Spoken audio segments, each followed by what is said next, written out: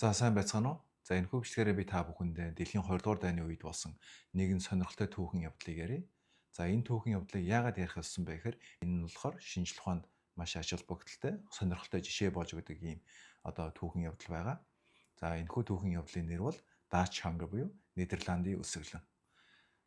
За 1944 оны 9 сард Англи, Канада, Америкийн нэгдсэн цэргийн хүчин Нидерланд улсыг өмнө зүгээс нь чөлөөж эхэлдэг. Энэхүү чөлөөлөх үйл ажиллагаанд Нидерландчууд бас дэм болж туслахын тулд олон арга замуудыг сэдж эхэлдэг л дээ. Тэгээ үүний нэг нь болохоор өөрсдийнхөө амин чухал тээврийн хэрэгсэл болсон гал тэрний системээ хаах байдаг. Яагаад тэр вэ гэхээр германчууд энэхүү гал тэрний системийг нь ашиглаад цэрэг зэр зэвсгэн зөөвөрлөж хоол хүнсээ татж авдаг байсан. Гэхдээ бас Нидерландчууд бас ялангуяа Нидерландын томоохон хотууд нь энэхүү системээ ашиглаж бас мөн хоол хүнсээ татж авдаг байхгүй. Тэгэхээр тэд нар яагаад энэ гал тэрний системээ хаасан бэ гэхээр нөгөө нэгдсэн хүчин чөлөөлөх гээд ирсэн байхад германчуудын хүчийг суллаж өгөх юм бол за хоолын сойгоод цэрэг зэр зэвсгийг зөөвөрлөхгүй байх юм бол германчуудын хүчин суларна. Тийм болохоор нэгдсэн хүчин биднийг хурдан чөлөөлнө гэж бодсон. Тэгээд энэ хугацаанд нь тэд нар зөвхөн өөрснөө бид нар дэсье. Тэгээд удахгүй чөлөөлөгднө гэж хүлээлт тавьсан байхгүй. Гэтэл энэхүү гал тэрний системээ хаагаад хэдхэн хонож байтал нөгөө нэгдсэн цэргийн хүчин маань германчуудад маш гутамшигтай ялгадаад хамаг цэрэг зэр зэвсгээ барчдаг. Ингээд чөлөөлөх үйл ажиллагаа бүрэн зогсдог. Гэтэл Нидерландчууд чинь аль хэзээний гал тэрний системээ хаачсан, хотууд нь аль хэзээний хоол хүнсний дутагдалд орчихсон байсан. Тэгээд буцаад гал тэрний системээ ажилуулад хоол хүнсээ авах гэтэл германчууд Нидерландчуудыг шийтгээд гал тэргийг нь ажилуулдаггүй. За ингээд 1944 оны 9 сарын сүүлээс 45 оны 5 сар хүртэл Нидерландын өлсгөлэн болдог. За энэ өлсгөлөнд ялангуяа баруун Нидерландын хэсгүүд нь маш их хэмжээгээр өрсдөг. Тэгээд ялангуяа тэр дундаа болохоор томоохон хотууд нь өлсгөлөнд ихээр нэрвэгддэг. За нийтдээ бол ойролцоогоор 4 сая гаруй хүн болохоор энэхүү өлсгөлөнд нэрвэгдсэн гэдэг тоо баримт байдаг. Үүнээс 20,000 гаруй нь бас бурхан болсон буюу нас барсан байдаг. Гэхдээ энэхүү өлсгөлөнгөөс хохирж үлдсэн хүний тоо бол яг үндэ энэ 20,000 хүнээр хэмжигдэхгүй. Яагаад вэ гэхээр тухайн өлсгөлөнгийн үед маш олон хүн эрүүл мэндээр хохирж үлдсэн. За гэтэл энэ олон хохирж үлдсэн хүмүүсийн дунд нэг маш сонирхолтой бүлэг байдаг. Тэр сонирхолтой бүлэг нь юу байсан бэ гэхээр тухайн өлсгөлөнгийн үед ихийнхээ хэвлэлд боожиж байсан хүүхдүүд байж таардаг. За тэгвэл эдгээр бүлэг хүүхдүүдийг яаж олж илрүүлж, яаж өвдсөн мэдсэн бэ гэхээр дөнгөж төрөхтэй мөл эдгээр хүүхдүүд ямар ч асуудалгүй юм шиг төрсөн. Харин болохоор түүнээс өлсгөлөнгөөс 30 жилийн дараагаар эдгээр хүүхдүүдийг тухайн Нидерландын ялангуяа нөгөө Амстердам хотынх нь жирэмсний бүртгэл байсан эхчүүдийн нэрсийг ашиглаад тухайн ихийнхэн нэрээр хүүхдүүдийг нь олж илрүүлээд судалгаа хийсэн байгаа. 30 жилийн дараагаар. Ингээд тухайн нөгөө ихийнхээ хэвлэлд боожж байсан, өлсгөлөнгийн үед боожж байсан хүүхдүүд маань ихэнх нь таргалалтай, зүрх судасны өвчнөр өвчлөх эрсдэлтэй. За нэг бүл аль хэзээний өвчлөж гисэн нэгэсний тухайн өлсгөлөнгөөс болоод эрүүл мэндээр хохироод үлдсэн байсан. За тэгэхээр тухайн үедээ эрдэмтэд маань юу гэж дүгнсэн бэ гэхээр яг үндэ одоо ч гэсэн бид нар энэ дүгнэлтэд санал нийлдэг. Тэр нь юу байсан бэ гэхээр тухайн хүүхдүүд өлсгөлөнгийн үед амьд үлдэхийн тулд өөрийгөө физиологийг генийн зохицуулгын төвшөнд өөрчлөөд буюу эпигенетикийн төвшөнд өөрчлөөд илүү их хэмжээгээр хоол хүнсийг шингээж авдаг. Аль болохоор жишээлбэл бид нар хоол мах идлээ гэхэд 95 орчмыг шингээж авдаг байлаа гэж бодъё л доо. Гэтэл тухайн хүүхдүүд магадгүй 96, 97% нь ингэж шингээж авч биедээ нэгсний шингээж авч хоолдог гэсэн. Тэгэхээр хэдийгээр илүү идэт байгаа юм байхгүй боловч шингээж авч байгаа хэмжээ нь их учраас илүү амархан таргалаж нэгсний зүрх судасны өвчнөр өвчлөх болцоотой гэж энэхүү дүгнэлтийг тухайн судлаачид маань тэр үедээ гаргадаг. Тэгэхээр энэ ерөөхдөө бол хүлээн зөвшөөрөх үнэн байгаамаас. За тэгэхээр бид нар эндээс юу гэж дүгнж болох вэ? Тэгэхээр юу сурваа бас. Тэгэхээр сурсан зүйл маань юу байсан бэ гэхээр бидний ихийнхээ хэвлэлд байх хугацаа бидний хэн болох, бидний ямар өвчнөр өвчлөх, бидний ирээдүйд магадгүй юу болох, ямар авьяастай болох магадгүй бүр хэдэн настай өөхөх вэ гэдгийг хүртэл тодорхойлж магадгүй нөлөөлж болох ийм хүчин зүйл байдаг гэдгийг харуулж байгаа.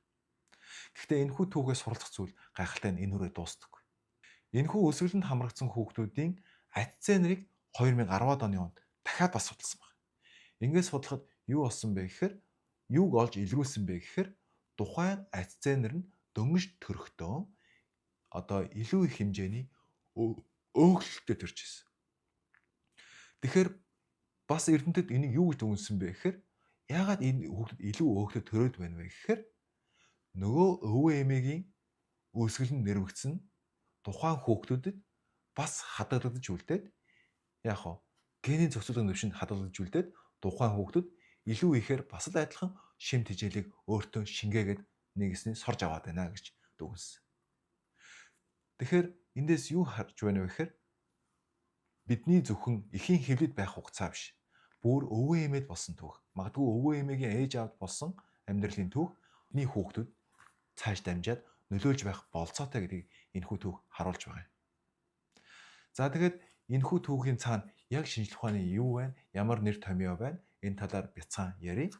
За тэгэхээр түрүүн хальт урсанчлан энэхүү өөрчлөлт нь ямар өөрчлөлт вэ гэхээр эпигенетикийн буюу генетикийн зохицуулгын түвшний өөрчлөлт байна.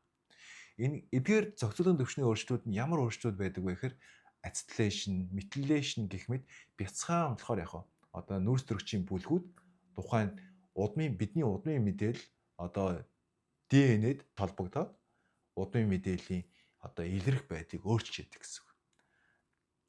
Тэгэхээр gene expression энийг энгийн үгээр тайлбарлах юм бол юу гэхээр нэг ген байлаа гэхэд тухайн гений идэвхийг нөгөө хөгжим дуу чангалт сулдагтай адилхан гений идэвхийг нэмэгдүүлж эсвэл бууруулж байгаа ийм зохицуулгын түвшний өөрчлөлт гэж энгийнээр ойлгож болох нь гэсэн үг. За гэхдээ игэл хүний амьдрал хэрэгцээтэй зүйл нь яг юу юм бэ? Заавал шинжлэх ухаанч мэдлэгтэй биш. Бас зүгээр л яг амьдралдаа аваад хэрэгжүүлж болох зүйл маань юу вэ гэхээр жирэмсний үед бид нар хэтэрхий өсөж болохгүй байна гэдгийг энэхүү түүхээс хальт ойлгосон байх гэж найдаж байна. За гэхдээ түүх бол яг үнэндээ бол цаанаа маш нарийн детальтай. Юу вэ гэхээр яагаад ямар хүүхдүүд нь ингэж илүү ихээр хоол хүнсийг өөртөө шингээдэг болсон байсан бэ гэхээр жирэмсний эхний 3 сартад өсгөл нь нэрвэгдсэн хүүхдүүд ялангуяа ингэж илүү ихээр хоол тэжээлийг биедээ шингээж авдаг нэгэн болж хувирсан байдаг. Тэгэхээр энэ юу хэлж байна вэ гэхээр нөгөө эхний 3 сар чинь илүү мэдрэг үе гэдгийг бас нэг талаасаа давхар харуулж байгаа гэсэн үг. За тэгэхээр харин илүү нарийн дүгнэлт гаргавал нөгөө эхний 3 сар бол маш мэдрэг шүү. Энэ үед хамаагүй өсөж хоол сойж болохгүй байна гэдгийг харуулж байна те. Гэтэл энэхүү 3 сар чи яадаг вүлээ? Жирэмсэн эхчүүд нэгэсний хамар нь хамарт бол үнэрлэх мэдрэхүй хэлээ л да тий. Үнэрлэх мэдрэхүйд өөрчлөлт болж байдаг. Инээс болоод болохоор юмыг үнэрлэж чадахгүй тий. Дотор муухайрж хоол хүнс идэхгүй байх ш. Хоолоо идэхгүй байхад хүргэдэг. Гэхдээ мэдээж маш гүн хэмжээний өсгөл нь нэрвэгдсэн тохиолдолд энэхүү өөрчлөлтүүд явагдана гэдгийг дахин сануулсан хэлье. Ганц өдөр хоосон явлаа гэдэг тухайн хүүхдэд ямар нэгэн өөрчлөлт болоод ирээдүйн хохирохгүй гэдэг дээр бол баттай хэлж болж байна. За гэхдээ нөгөө талаас бодоод үзье л да. За тэгвэл хүүхд өсөд энэ үедээ өсчин хүүхдэд муу байт юм байна. Тухайн хүүхд чинь таргалаад алстаа болохоор зүрх судасны өвчнөр өвчлөөд авах болцоотой юм байна. Тэгвэл илүү их идээ сайн хоолч хийдэ гэж бодож магадгүй л дээ. Гэхдээ энэ бол ерөөсөө тэнцвэрийн асуудал. Хэтэрхий хэмжээгээр идэх нь магадгүй нөгөө тал руугаа туйшруулад хоол энтрээ сайн идэж чаддгүй, магадгүй анорекситэй хүн болж хөрөхийг бол үүсэхгүй. За гэхдээ энэ тал дээр бол яг хэлжих бодтой жишээ бол алга байна.